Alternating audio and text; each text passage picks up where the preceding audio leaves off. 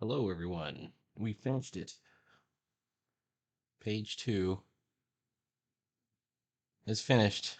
And if you saw my post, it had some kind of crud up here in the thing. So what happened was I took the bottom of this. He was further close to the bottom where his foot was touching the panel border. It wasn't quite touching, but it was too close. So I bumped it up. And then I drew in some new areas. And then I ended up with this crud on the top. So if you saw my other version, it isn't as nice as this one. Um, but it is what it is. So let me just, whoops, erase. There we go.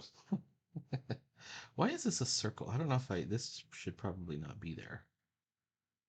Um, let's fix that a little bit. But, in general, this panel is done. So this means on to page 3. On page 3, I've already ruled the panel borders. And of course, I've drawn the whole thing. I'm using some regular fonts here, but I'm going to trace them, so they won't be fonts by the time I'm done with them. Let's go ahead and rename ink. Make sure I have the right. I don't.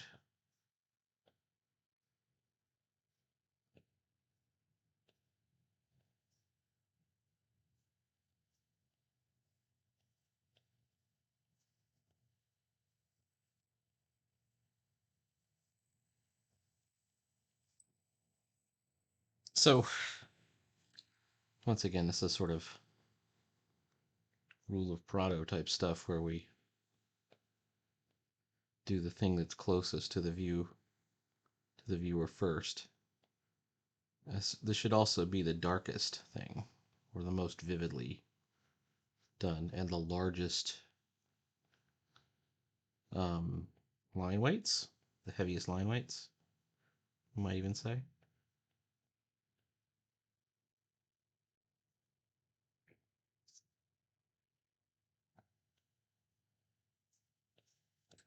And it's one of these slithy toves, these Firmicius Canid things, and they're chasing him. He's heading down. I'm actually a little torn. Like, should I do, instead of, I have kind of a straight profile, but I'm implying by leaving this one leg unshadowed that he's kind of coming towards us this way. But I could even do, I could make the tunnel continue on like that, and then just change it around a little bit. But I think I'm just gonna leave it like it is.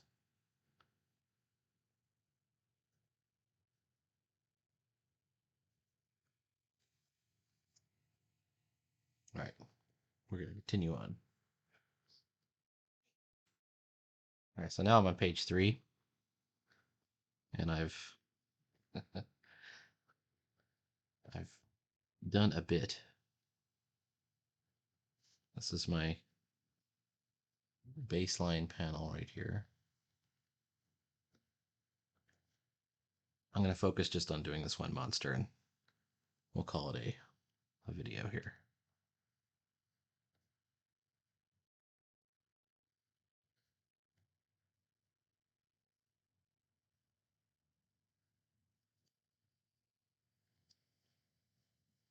I think the secret is I'm using this Gasinki ink brush, and it's got a nice, swingy end to it.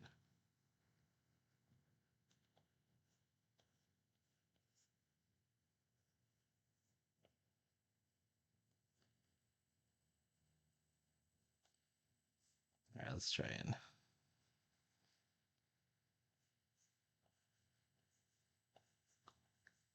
I wanted to have these like hooked teeth like an angler, kind of.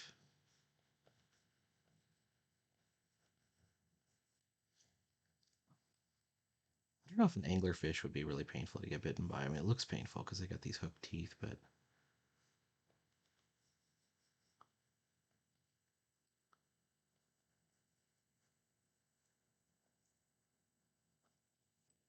how bad is it really? I don't know. It's one of those things that's like, maybe it's meant to look scarier than it really is. But these slidey toes is what they are. And this is the panel where they're revealed as what they are. Just a few of these slidey toes still after me.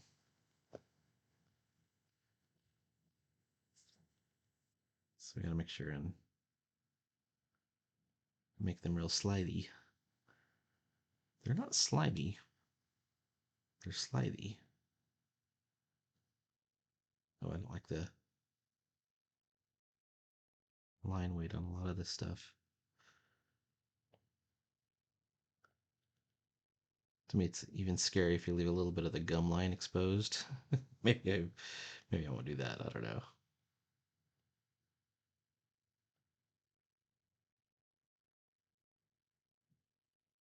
Certainly another place to put the contour lines, though.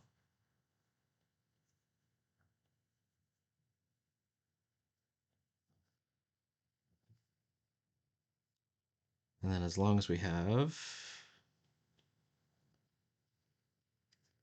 it's not huge, it's not massive. We need to get the horns in.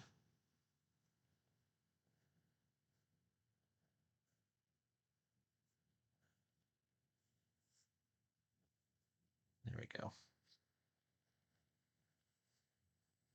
This used to kind of really give me a hard time trying to describe these irregular shapes in 3 dimensions. I mean, it still does to a degree, but once you kind of figure it out a little bit, it's a little bit easier.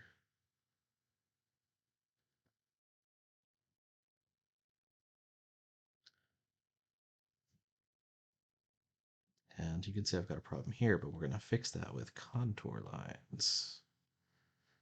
Ooh. Let's fix that too.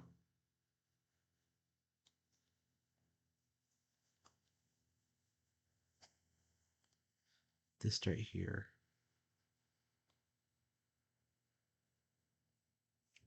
There we go. I wanted to get the chance to talk about Dungeon 23 because I'm still doing it. I think I mentioned a little bit in my last video. So I got it. My notebook here.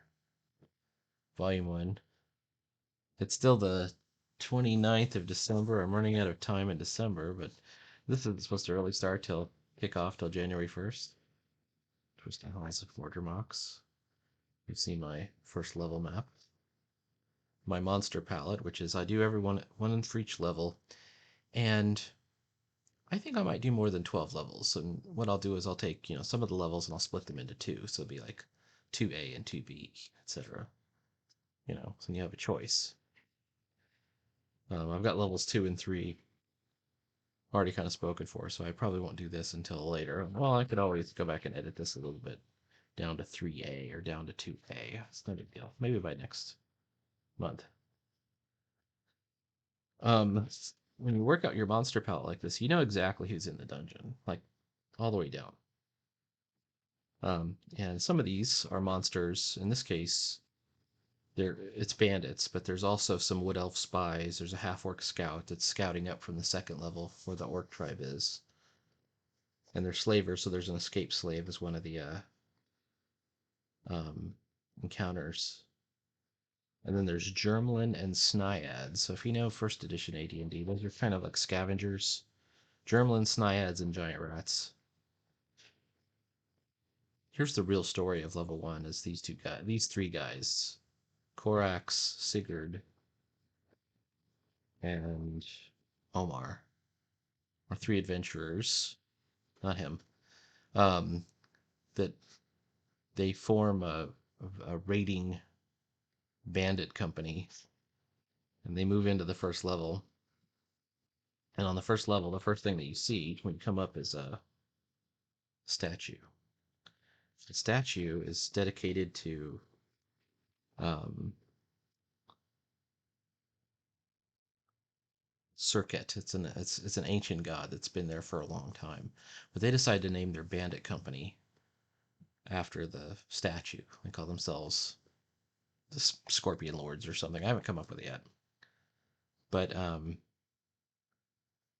they make a banner and everything, and it figures into the puzzle that's going to be right here in area 2 and into some of the other stuff. And so I'm already making decisions, even at the level 1, room 1, that are going to affect the whole dungeon. Like Mordremox is going to, like, Circuit has to be somehow, like, involved in the story of this dungeon somehow.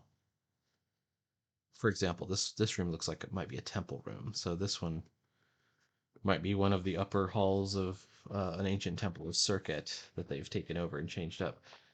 He's a cleric, Omar, but I don't think I'm going to make him a cleric of Circuit. I'm going to make him a cleric of Nurgle, the death god. All right. Anyways, so I've already got my level 1, room 1. This is like the New Year's Day one. Room 2 has to be that puzzle. So um, that lets you into the rest of the dungeon. Let me just go over the map a little bit. If you don't figure out this puzzle, you can only go into this room, this room, this room, or this general corridor down to 2. You can only go this way. To go anywhere else, you have to get through this portcullis gate. So this puzzle is going to be a pivotal puzzle in the dungeon. All right, let's get back to drawing, shall we? Draw one more slithy tove, or the one I'm working on. Okay, whoops, there it is. It's this one.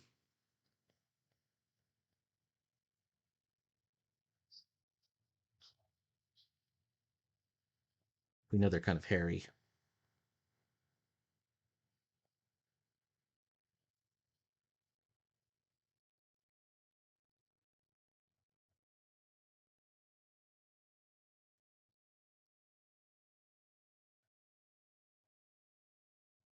And let's talk about contour lines to fix my shapes.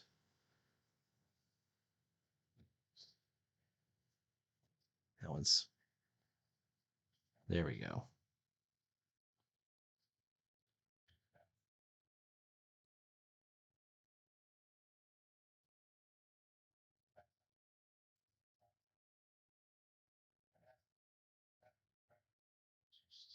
I'm wondering if that's the right way to go. Okay, let's take a look at it without the pencil layer. Once you've removed the pencil layer, that's when you can really kind of see where the problems are and get the real drawing in. So for example, I can tell that, whoops,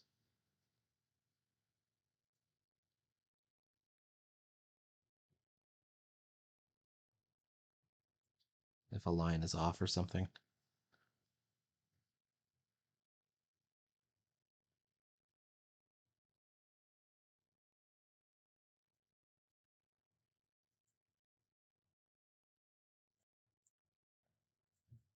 One of the things I like to do is using my eraser to create negative space inside the eye.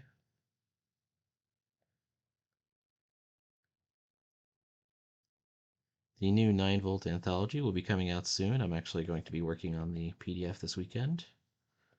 This will be the first one that'll have some Creative Commons material in it, which will be um, Jake Moore's The Muck is going Creative Commons, which I think is very cool. I may follow him with some of my creations as well. I really enjoyed Cartoonist Kayfabe today too. There was a video about the what's it called, the situation that we're in with comics. But the the thing I liked about it is the video's titled "It's Up to Us," and I enjoyed that. Although there was somebody kind of being a jerkwad in the comments there. Um, I have to agree with the sentiment that it really is up to us. It truly is.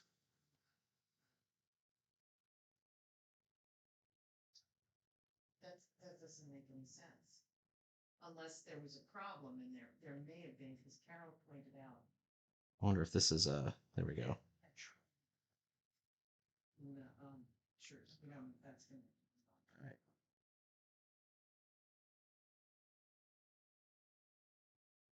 But Let's get his tail in and then we'll call it a day. Here we go. talk.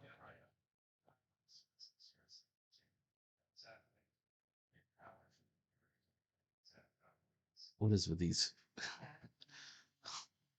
wildly off register contour lines? That was not what I was hoping for. That's okay. Actually, that one's not so bad at all. This is not. I think it's okay. Okay. Let's go ahead and fix this.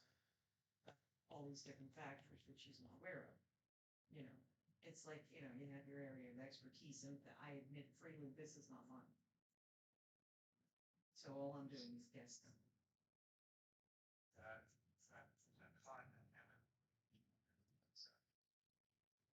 Okay. Let's get in his contour lines on the tail.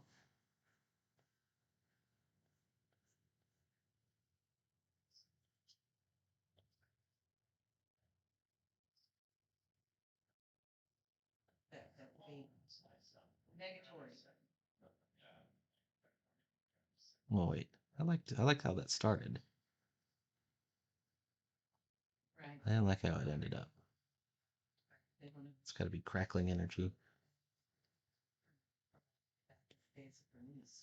There we go. Which always sort of like, they don't understand why it can't just be that instant. It doesn't seem like it should be that.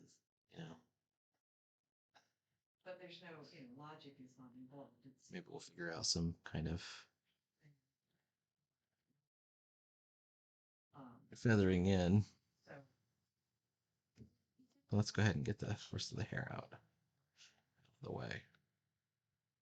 the design had anything to do with it? Because we just changed to the new version. I shouldn't think so either, but again, I can only say what sounds logical. All right. Looking good to me. Next video, we'll probably have this one done, but we'll go in and start in on these other panels where he's running for the portcullis gate. There's a close-up and then an action scene, so stay tuned for more Inking Brillig.